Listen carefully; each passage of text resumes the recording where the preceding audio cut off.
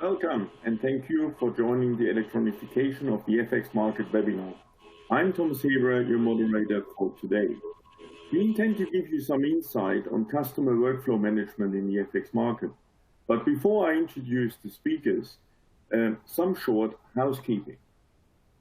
You have a toolbar at the bottom of your screen, which I think the foremost important point is that you have a chat functionality.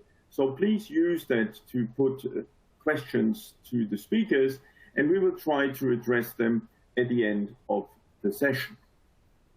But now to the speakers. So we have Haishan Zhang. She joined the company in the product management team 8 years ago in London and drives the electronification and electronic trading proposition globally. She worked before in several other sections of our transaction business and with some other transaction software vendors. We have as well Bart Joris, who heads up the Refinited's FX sell-side trading proposition. He's globally responsible for the Refinited's trading product like FX trading, conversational dealing, electronic trading, post-trade workflow solutions, and so on.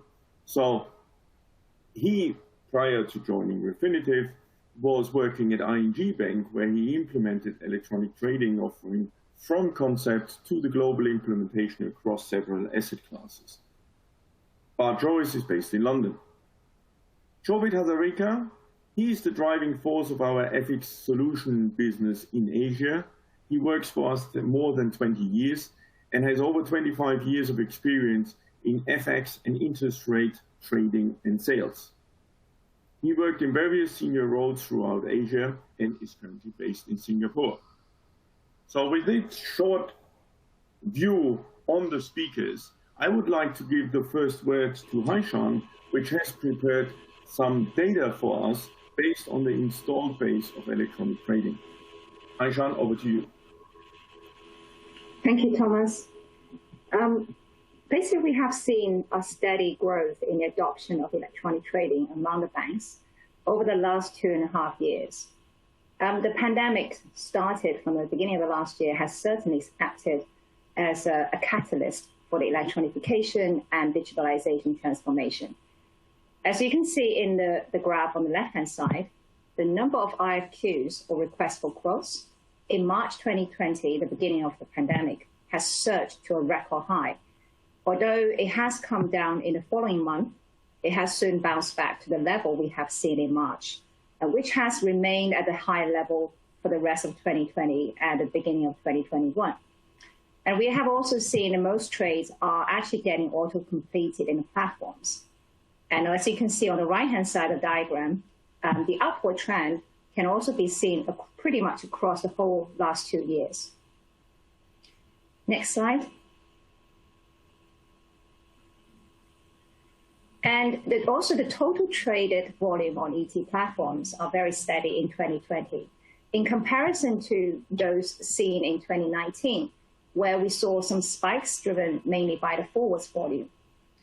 And the spot volumes actually recovers. If you could look at the diagram on the left-hand side, the spot volumes recovers quickly following the market volatility. If you look at the 2020 trend, partly due to the fact that it is more electronically traded, or it's traditionally spot is actually well structured. And also the more banks these days we have seen, they are looking at the plug and play applications to connect to multi-bank portals in meeting their clients' demands. So we are interested in finding out the trends by volumes traded on multi-bank portals versus single bank portal. And we have found that this single bank portal still has a big role to play for the banks, as you can see in the trends graph on the right-hand side. And also it's interesting to see that ET price making to multi-bank portals shows a strong performance in March 2020. It is also interesting to see that the more volumes were traded on the multi-bank portals during high market volatility or when the market is less liquid. And this is what you can see on the right-hand side in the graph. Also, the trends shows a quicker recovery for single bank portals following the market volatility. This basically shows that the banks can benefit from using ET as their client or customer-facing platform or single bank platform, as well as a price maker to multi-bank portals. And both single bank portals and a multi-bank portal coexist quite well. Next slide. And the other important aspect we have looked at is the auto hedging. An auto hedging facility in electronic trading has been widely adopted in the recent years. It really helps the banks to improve their efficiency and reduce the market and operational risk, especially in a volatile market. And the auto hedged volume have almost tripled since 2019, as you can see in the graph. On the left-hand side, if you look at the orange line, it basically shows a fast-growing trend in auto hedging with spot streaming venues. And the light blue line shows the trend in auto hedging with IFQ. Although there's a slight decline in auto hedging by IFQ since July 2020, it is interesting to see that it is more favored during market volatility, probably because it's more relationship-centric, and it is also easier for auto hedging large size orders through IFQ. And if you look at the right-hand side of the diagram, it shows a total auto hedge volume percentage in comparison to all the rest of the traded volumes in the platforms. And the uptrend has accelerated since the beginning of the pandemic. And the auto hedge volume peaks in March due to the extreme market volatility caused by the pandemic.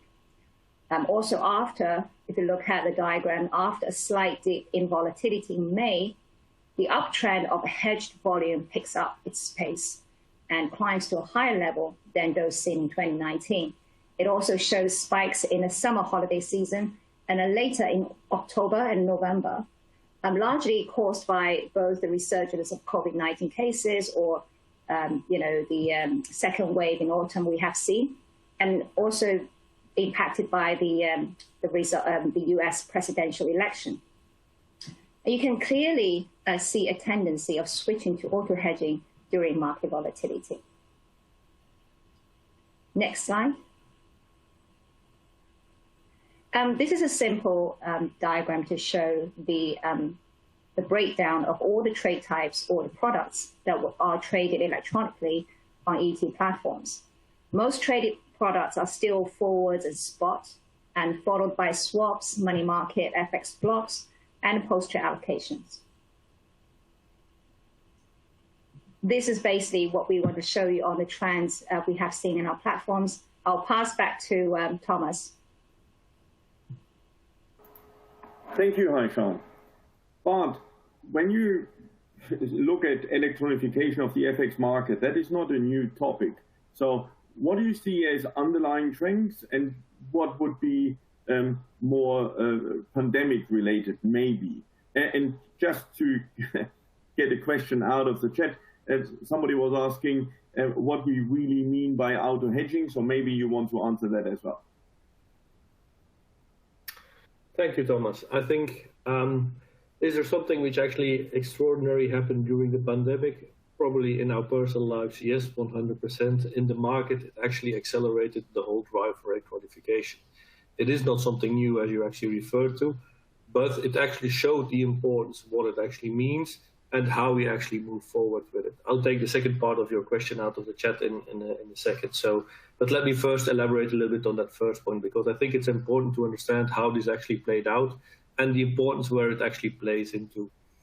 To a certain extent, every bank was already busy with electronification, more or in less sophisticated ways, but everybody already felt the new trend which actually comes into it. And for the more structured product, the more liquid products, this was already going quite high into it. What the pandemic actually delivered is the big change in the way how banks actually needed to operate suddenly, because suddenly we didn't have that sales force anymore sitting there in the office picking up calls and actually to their availability. Suddenly they were working from home with the limitations of what home working actually brings against the full-fledged desktop, what they actually have within the banking sphere. So as a result out of it, you actually created an extra influx as a distribution channel towards the electronification, because also your customers, which you normally would call in, which normally would come through channels as chat or anything which actually a trader would actually use or a sales would be using, suddenly you need to be reaching them everywhere because nothing is anymore in its normal place how you actually can work. So that distribution element, that part which you actually really can say, this is the way how I actually reach my customers, changed during the pandemic and actually pushed into it. And that just drove further into the electronification. And to a certain extent, it actually hangs together. So I think out of the graphs, you could easily see that when liquidity is actually under stress during events of world economic events like the pandemic, but it could also be events like Hashan picked up the presidential election, which all drives a different kind of liquidity is available towards you. It actually ties in the way how you actually really reach your customer and the way how you want to distribute your liquidity. There is no given part to say RFQ, so request for quote for people who are asking for it, or a executable streaming pricing, ESP, is better or what, or worse. It is all around what is being used at which point into it. The more stress there sits in the market, the less liquid the market becomes. An RFQ model to a certain extent will help against an ESP model because due to spreads and the way how you actually reveal liquidity into it. In terms of the auto hedging, and I wanted to pick this up, in terms of the auto hedging, this means in the way how bank distributes their own liquidity and how they actually, the perceived liquidity when the deal is completed, how they actually hedge it out into the market. What we can see clearly is the more volatile the market becomes, the less risk the bank actually takes on the liquidity which it actually receives and offsets it into the market automatically.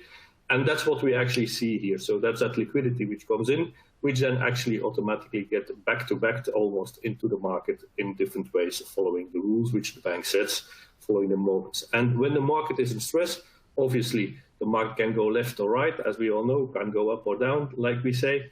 The less risk they want to take, the faster you want to hedge out. So instead of having the trader, which sits in the middle, which needs to think and what the right position is, automatically the system in 200 milliseconds or even 50 milliseconds, depending on what your own way is, you can actually offset it into the market and actually work from there. Thank you, Thomas. Thanks, Bart. I think coming from these hedging workflows, maybe it's good to have a look at the kind of like different implementation which customers take. And who's better presented to that to present that than Jovit? So Jovit, you implemented quite a lot of customers, different customer types, as well as different workflows. Can you give us a little bit an idea what kind of workflow automations you have seen in your area? Thanks a lot, Thomas. As we all know, the whole move towards electronification and digitalization of FX services was led by the corporate and institutional business of banks, right, in the last 10, 15, 20 years. That was the first target market that banks were looking to electronify, right, to be able to service their large institutional customers, large corporate customers. And that continues to be the case, right? We see banks continue to move along that journey and move up the evolution curve there. But what we have seen in the last 3-4 years is that banks are looking to offer digital FX services and capabilities to other parts of their businesses as well. One of the things which come to mind is a wealth management offering, right? This is something, in the past, the perception used to be that a wealth management business needed only very personalized, very kind of high touch type of services. But what we are seeing is that a lot of banks are looking to offer FX platforms for their wealth management customers. This spans the entire range of customer segment from mass affluent to private banking and even retail. As you know, and we hear about this almost on a regular everyday basis in the papers, a lot of banks are pivoting towards a wealth business, right? From just the institutional business, they're looking to kind of move towards, wealth management, pivoting towards from investment banking to wealth. or actually bring more synergies between their different businesses, right? Like to kind of cross-sell between their investment banking customers and the wealth customers. And these has created opportunities for these banks. There's been a lot of kind of wealth created in this world, especially in Asia, where I am based. There are lots of entrepreneurs who have been successful. They have raised money for the companies, and they also have a lot of their own FX requirements, right? So this is kind of, we have seen banks offering FX platform for their wealth customers. And I think where the customer behavior has changed is that wealth customers or private banking customers or mass affluent customers are more open and receptive to low-touch, self-service digital capabilities today compared to, say, 10 years or 15 years back, right? This is also the profile of wealth customers that you are seeing in the bank's business today, right? They are much more digitally savvy, they're younger, they have made their money by launching their own ventures, etc. So they're much more comfortable actually using these platforms. So wealth management clearly is one area where this is there, and Bart and Haishan talked about the kind of use of platforms which gives banks the ability to manage their FX business on an agency risk model or a principal risk model, right? And that's the kind of flexibility that they are looking to kind of provide to their customers or to configure, right? For certain types of flows, the bank might kind of hedge the flow with their own global markets team, the wealth side of the business. For certain other types of flows, they might kind of obviously want to offer best execution and to kind of go out to the market to get the best price and not warehouse this. So the ability to have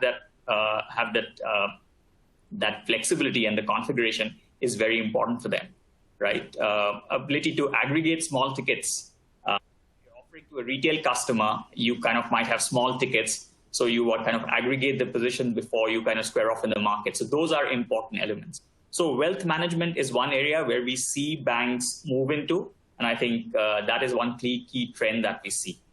If we move on from wealth management, the other kind of thematic trend that I see in the market is the move towards creating centers of excellence, if I might call it that, for different currency pairs with these regional or global banks. Right?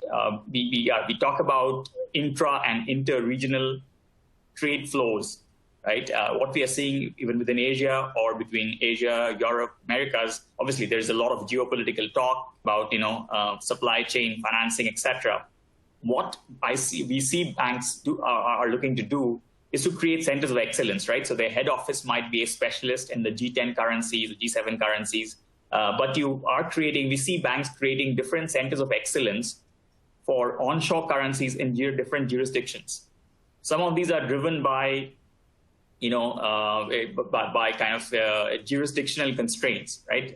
Especially in Asia, we have a lot of countries where there are constraints on FX convertibility on the capital account, right? You cannot just freely buy and sell currency.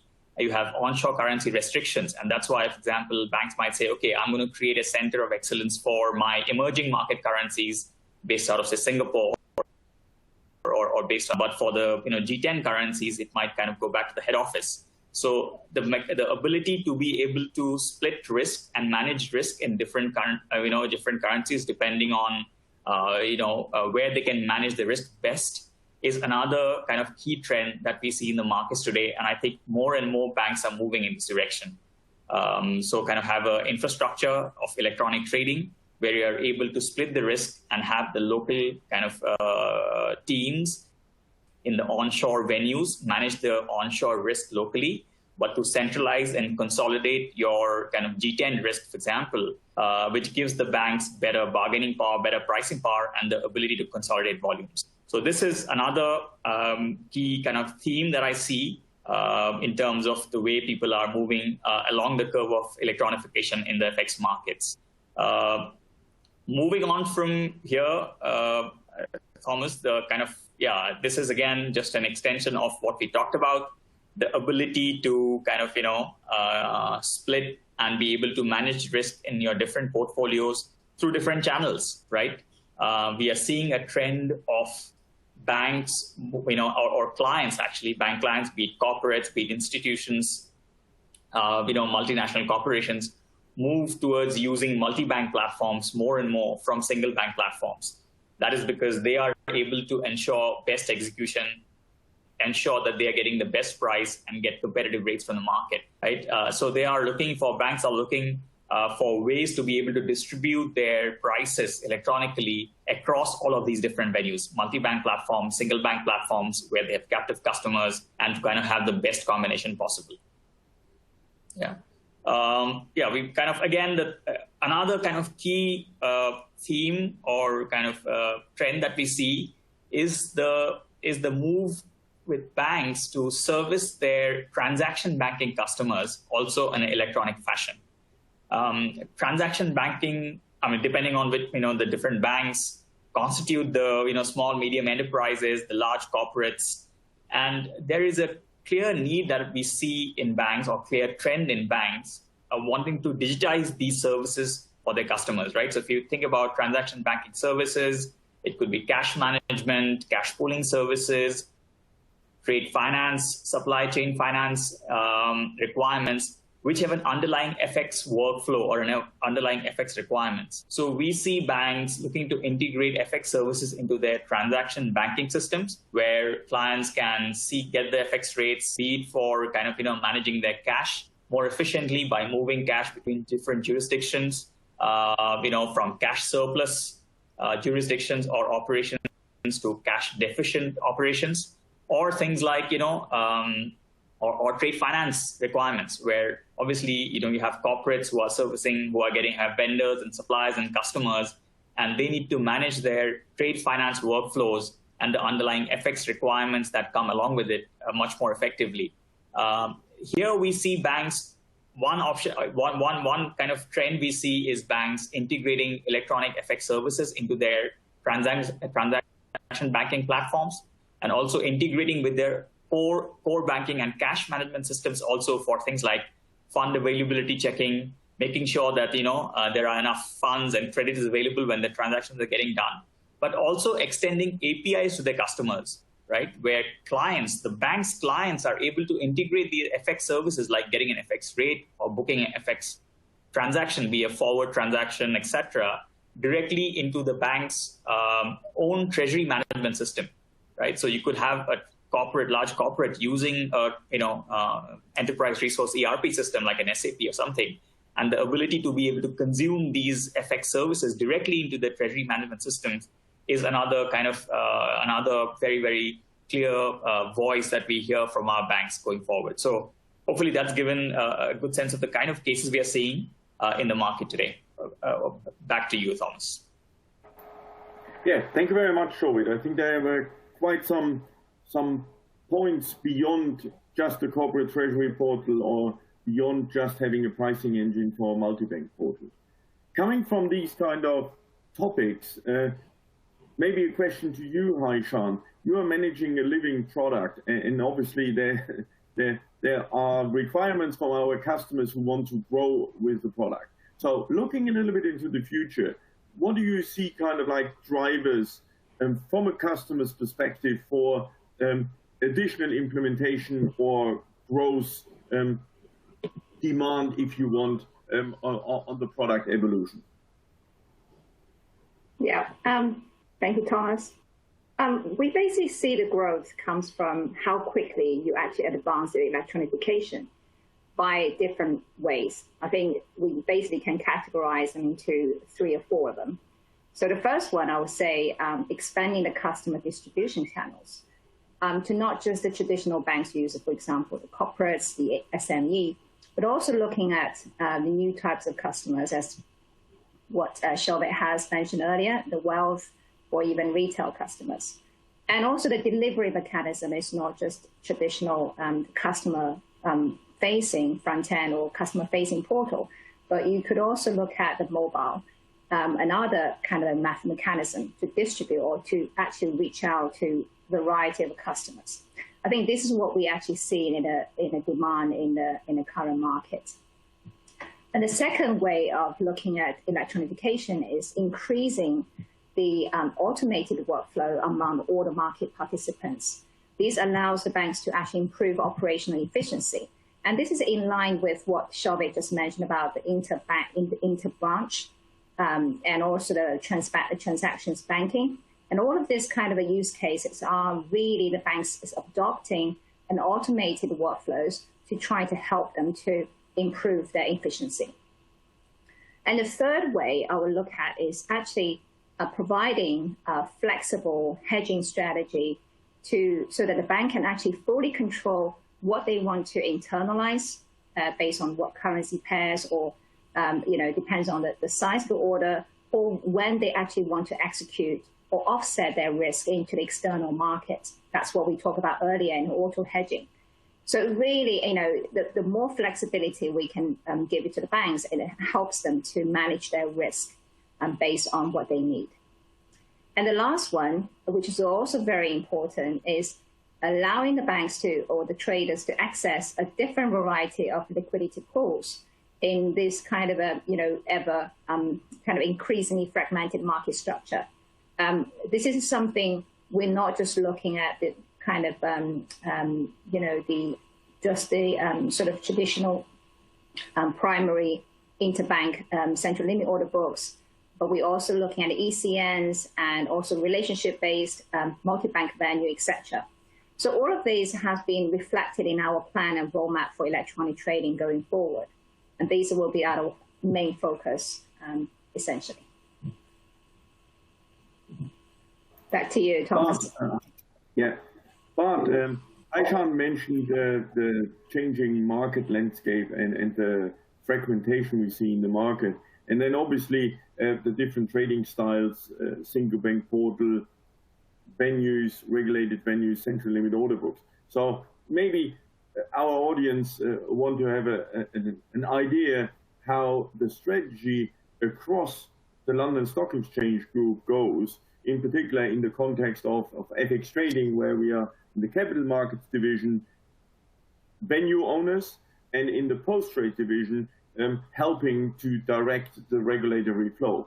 Can you give us a little bit of wider context how that fits into the group and how the group is driving that forward? Thank you, Thomas. I think I need to tie it in a little bit in the discussion which is actually ongoing here, so that it becomes clear to everybody what it actually really means. So as you correctly stipulated into it, with LSEG, there are changes organizationally in the way how we are actually structured within the company, and for very good reasons in the way how we actually see this. So from an FX perspective, this means, and I'll oversimplify it a little bit to make it clear to everybody, you have venues which are our traditional order books, which we actually operate, or relationship trading, which is actually operated, which are actually going into the capital markets division, while workflow products are actually within the data and analytics division. The main reason why we actually do this is we have an open culture which we really want to push into against our biggest competitor, where we actually really want to make sure that we are open and provide to everybody the ability to actually, through our systems, reach the liquidity or the information what they actually really need to do their daily job.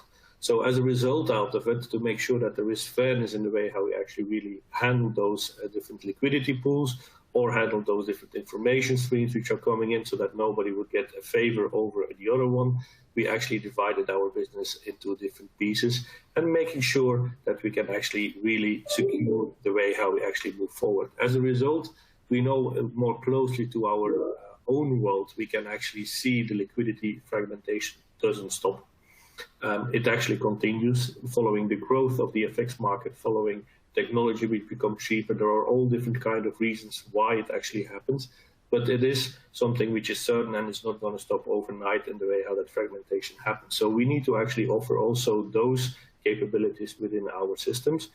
And this means also other venues, which, although I would love to have all trading activity on our venues, it's clear that we can't actually really achieve this. So we need to make sure that we can actually bring to the traders the necessary liquidity as a result out of it. So we are open. We want to actually bring that liquidity in our desktop so that the trader feels comfortable in actually getting the right liquidity at the right moment and in the right time. Maybe I just want to pick in also a little bit into one of the questions, what is now the crystal ball for the future? And I think although one mentions which we didn't have, and I think it's very important in the way how we actually see this forward. One of the big focusing as a strategy also overall in FX, we are actually looking to how can we actually electronify the market even further, which means what are the next products up, because we all know spot is very commoditized, but then we actually dry up very quickly in the way of the products, how it works. It doesn't mean on the distribution element, we don't distribute, our banks distribute a lot of liquidity. The way how a bank actually handles some of the other products is still very manual in the way how they work. And we can think about NDFs, we can think about forwards. And I think these are the next big steps which are going to come in, and also from ourselves where we focus heavily on to make sure we actually can bring that to transparency. And I would say that access to that liquidity on an electronic way becomes bigger.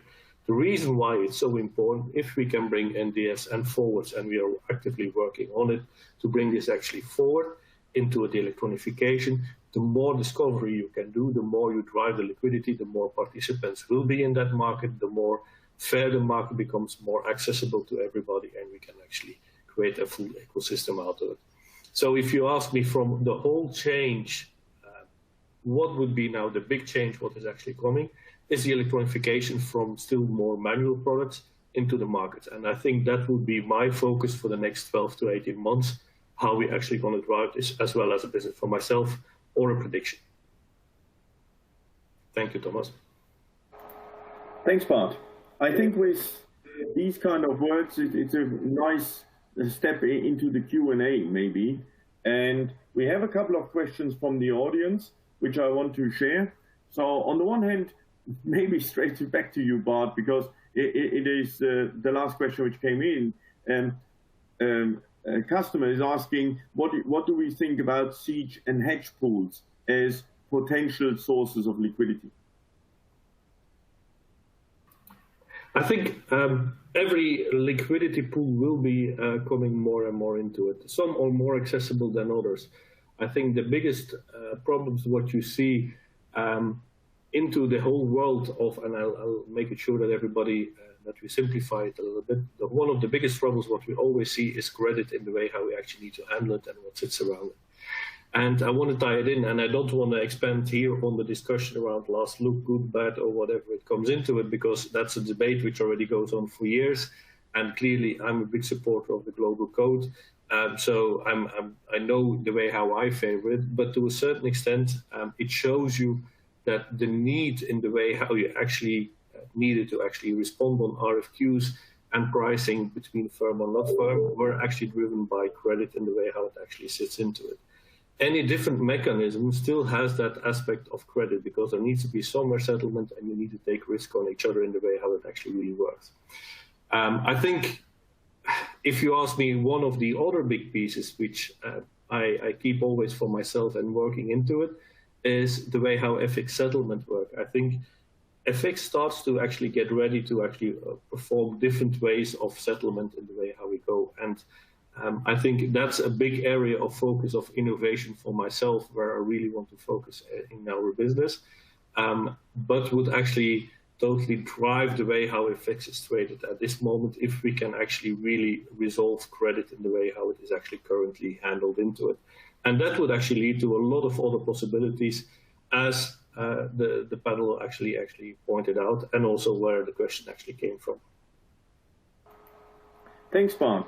Aishan, there was a little bit of question on the numbers. So on the one hand, the distribution we have shown between spot, forward, and other instruments, there was a question if this pie chart was by notional amounts or by number of tickets.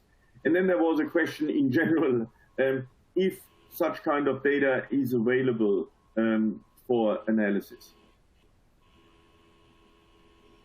Okay, so I will start with the first question. So the last diagram with the breakdown of different trading products, spot, forwards, and swaps, and etc.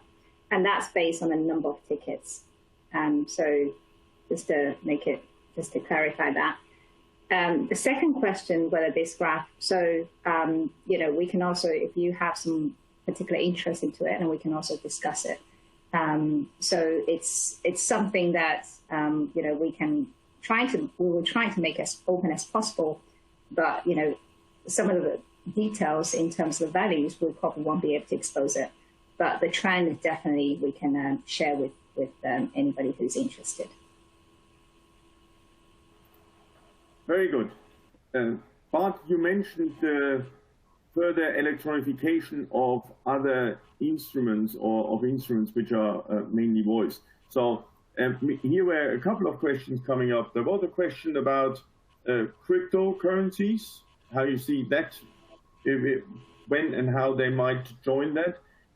Then obviously the forwards have been kind of like questions. How can forwards be further automated? And then the other question on that thing was, well, let's leave it at that. So it was the cryptocurrencies and the forwards in question. Yes, the $100 million question or Bitcoin question, which actually sits around crypto. And I think when we talk about crypto, I think it's a very interesting debate in what is actually going. If you would have asked me probably a year ago, I would have said, I still see it far away from actually where it is on an institutional level to really start trading into it. If you see how it evolved in the last year, driven by Bitcoin, driven by the way how it actually develops in the market, I think if you ask me at this moment, I don't believe it is actually ever going to go away anymore. So we will need to find a way how we actually deal with it and also make it institutional. The reason why at this moment it's very difficult to still get institutional trading involved into it, although a lot of banks are pushed by their own customers because there is money made, wealthy customers which are actually pushing into it. Asset managers sees revenues into it, so for their funds, they really want to add this into their portfolio. The biggest problem which actually sits around cryptocurrencies is there is no yet an easy way than settlement between exchanges and the way how that is actually really operated. So you need to have access to every exchange to actually really do the transactions into it. And then the other piece which comes along with it, on the one hand side is settlement, the other hand side is actually at this moment institutional investors are facing off a lot of retail customers into it, which makes it that it becomes very volatile in the way how it works. And you can actually see this also in this current environment, how it actually goes up and down. So how do I see this actually really evolving? I think banks will start to realize that we need to find a different way how we can actually really exchange not only the digital asset, but also the way how the dollar sits against it or against whatever it is actually priced into it, if it's sterling or something else, and the way how that actually can really happen so that settlement between the banks becomes easier, settlement between institutional players comes easier, and then you will actually start to see, most likely in the way how I see this evolving, is probably a kind of, a little bit like we saw it in the FX market, a kind of primary place where it is actually for institutional players with some random OTC products which are sitting next to it. And then the second piece which actually sits in that puzzle, and I can go long on crypto, is it needs to evolve further from physical delivery. At this moment, the physical delivery is the key of the crypto coin which actually sits against it. If you think about it in the way how FX works and in the way how it sits, and probably digital assets sits the closest to FX, there is no way how we actually do FX in physical delivery anymore. That's over. That doesn't exist actually anymore. Imagine I need to pay $1 million to somebody in New York. I'm not going to send them notes of $100 over to actually get it there. So that market needs to lift itself in the way how it actually can go into it. And I think there are a lot of initiatives which are going on. So I'm really see this now moving forward quickly, how that actually really is going to go into the digital asset space. So as a result out of it, also for us, for a distribution element and for electronic trading, this is one of the bigger pieces which actually came up. On your second part, and I think it hands a little bit together with the questions which we get around exchanges and the way how equities are traded, and do we see actually really the FX market going totally into that market. Let's call it like this, and I mentioned already a few times, credit is one of those big pieces, but also nobody at this moment in the way how it's traded, OTC, has actually really a view how it is actually done like in the equities market. You can see it is listed and you can have a company listed maybe on 1 or 2 exchanges, but that's where it stops. Here you have thousands and thousands of places where actually a price is made and a price is executed. Think about it, you're paying with your credit card, maybe some on a web shop, some dollars, while you actually are based in euro, for example, or you're set in Singapore, you need to have actually Singapore dollar. Everything is actually directly an FX which you get out of it. As a result, do I believe that the market will totally go into an exchange model? No. Do we try to create a synthetic exchange market? Probably yes, because the imbalances is traded away in the way how the market actually really operates. And then from a way how execution needs to happen and the algorithms which you need, I think there will be a choice, because due to the fact in the way how you are operating yourself, your relationships you're having, your credit which you have, clearly will determine the way how you actually can get access to your liquidity, and your liquidity only. One of the big pieces which I always said around best execution, not for everybody best execution is the same thing. There is not something like an optimal liquidity pool which you can make that fits for everybody. Everybody is individually in the way how they need to work from there. And then how does this relate back to the forwards? And this is the last piece, and then I'll hand it back to you, because otherwise I will dominate here in what we're actually saying. But on the forward side, how do I really see this happening?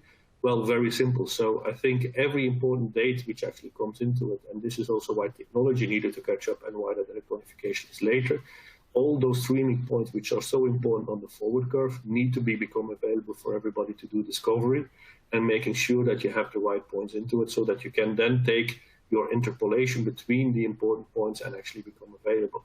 As soon as you can create those points which are actually, and I'm no more talking than the IMM dates, but any turn date which is actually really important in those curves, once that actually becomes available, you can create yourself that electronic market which everybody dreams of in moving forward with.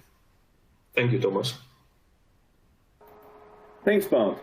We had a question as well about high-touch instruments and about the importance of chat, or is there still an importance of chat?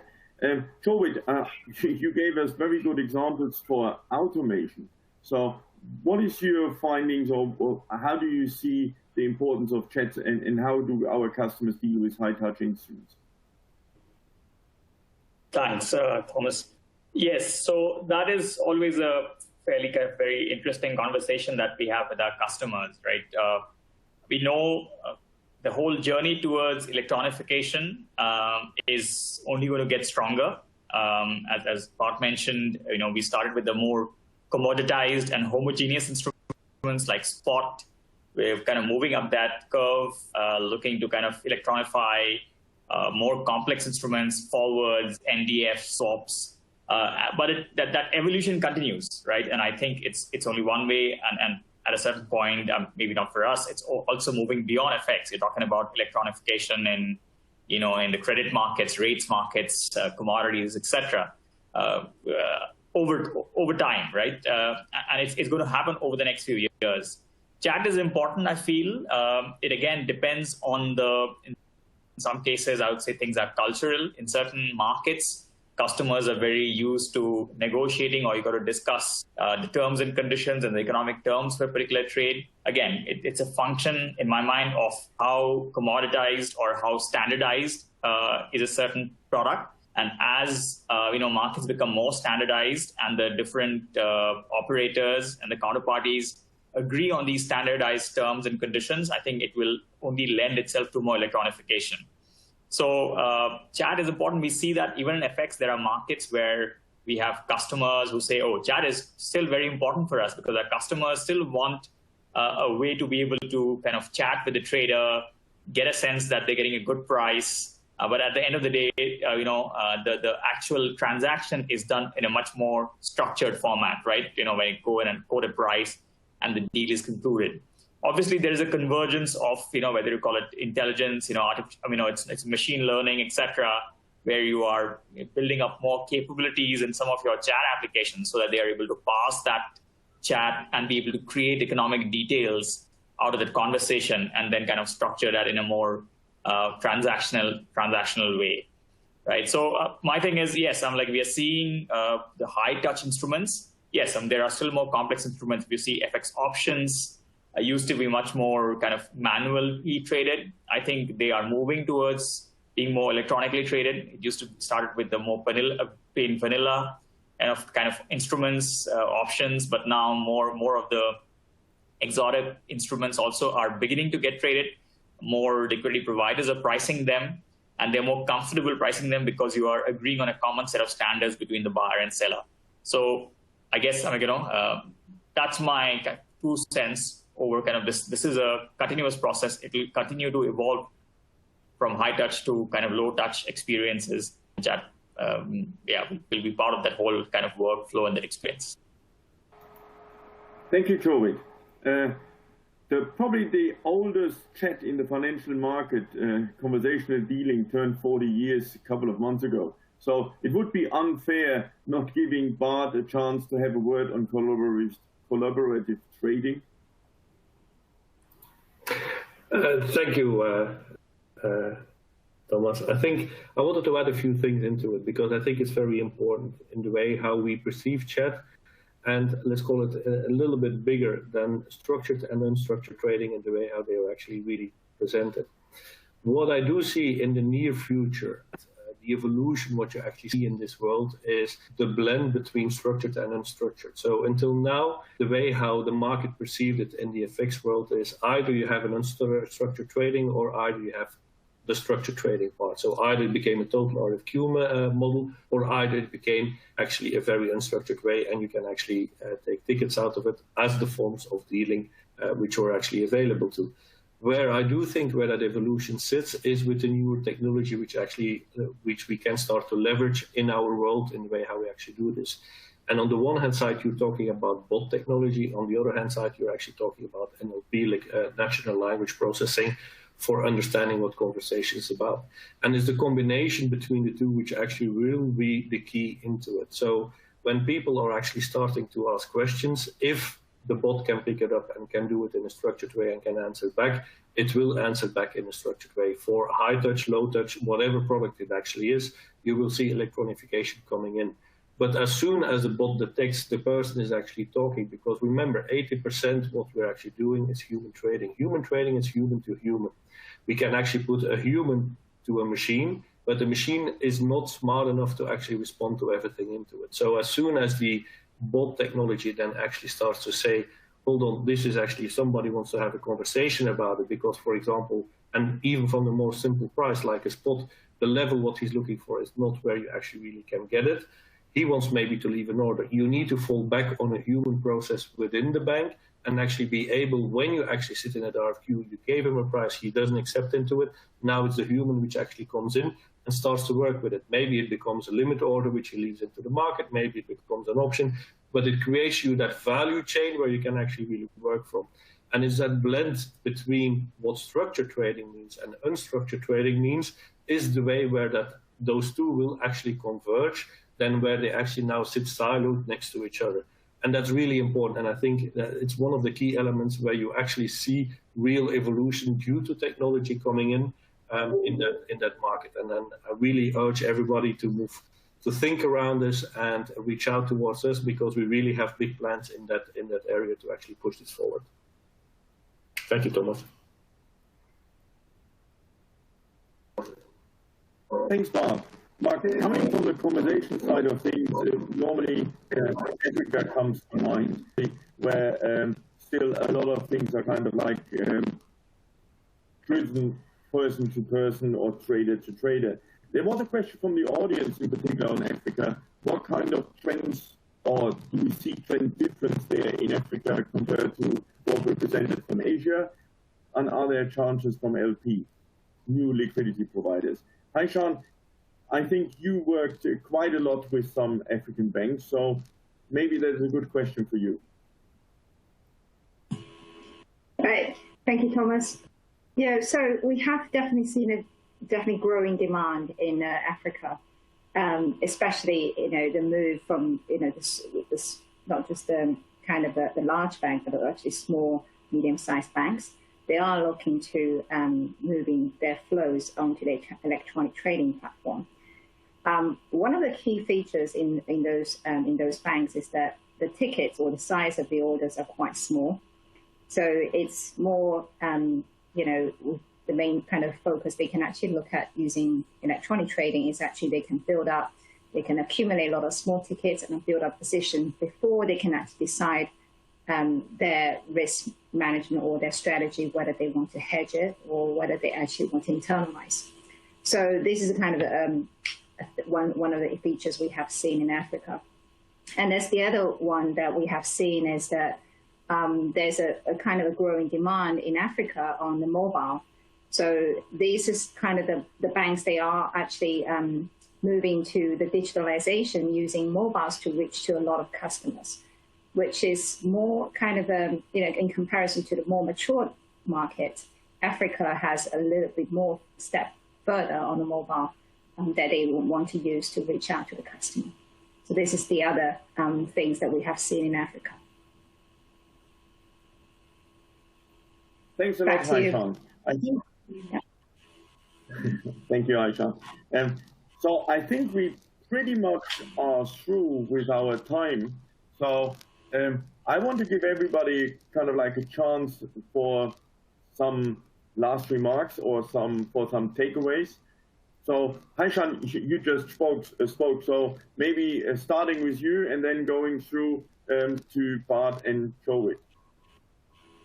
Sure. So it's great to have, to share our trends, what we have seen in electronic trading platforms. We have definitely seen the growing trend of electronification in the platforms over the last 2 years.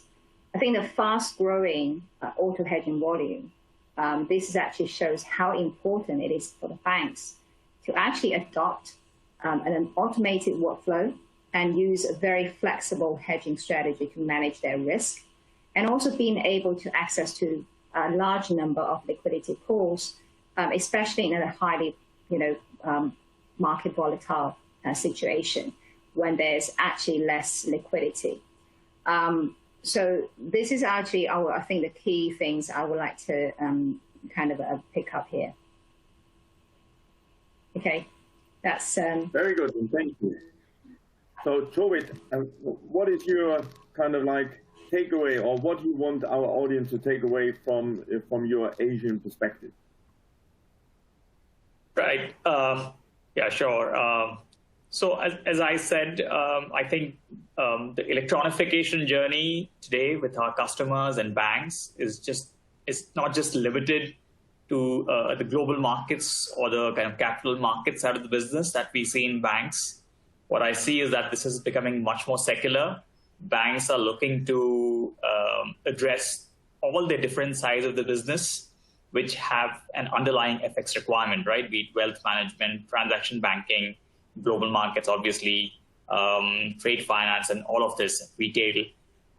So it is becoming a much more broad-based story, the electronification journey for FX. And I think this trend is just going to continue, right? And that's the reason as to why we feel the requirements that bank commerce or EFX infrastructure is much more comprehensive. And they want to make sure that the capabilities that they have are future-proof, are extendable through multiple different channels, and allow them to be present and distribute their prices and make their presence across multiple different venues, right? Central limit order books, multi-bank platforms, single bank platforms, mobile, etc. So that's the broad story, really, that I see, and that's something that I would kind of like to, I guess, leave with the audience for today. So, Bart, what are the last famous words you want our audience to remember? I don't know. Famous words is a little bit a difficult one to grasp. But I think what I would say and what I would think is the real importance is, I think for years now, and I think it's a little bit unfortunate where the market at this moment operates into with the pandemic, and only for our personal lives, but also on an economic level, it is actually coming in. Now, what actually happened in the background in a lot of vendors, technologies, there is a lot of new ways of working coming up, and the way how the market will evolve in the coming months. And I think it's interesting to see how that actually will start to embed as we actually move forward with that market. It is actually quite interesting to see those new technologies actually coming to the surface, pushed into the world and actually really take advantage out of it. And this is now around the FX market, other instruments like forward swaps, NDFs, and most likely NDFs by default is the one which comes first. The forward market will be very close afterwards.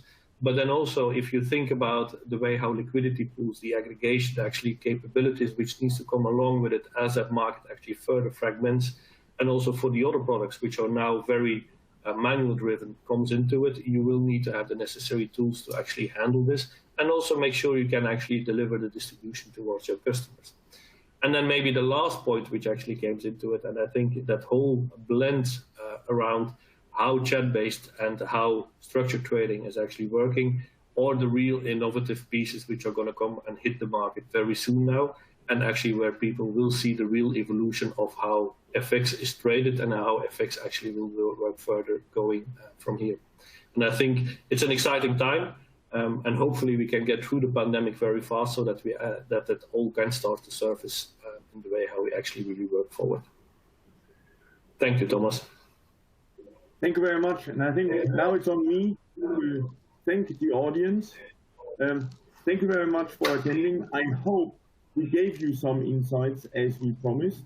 If we did, please join us again in the coming webinars. We try to keep it interesting for you. We try to collect data, collect information to you, share that so that you can actually drive your business more informed than ever, because times are challenging, not only the pandemic, but the financial market as well, with regulations, with the changes, with the automation. I think there's a lot to be done, and let's do that together. Thank you very much.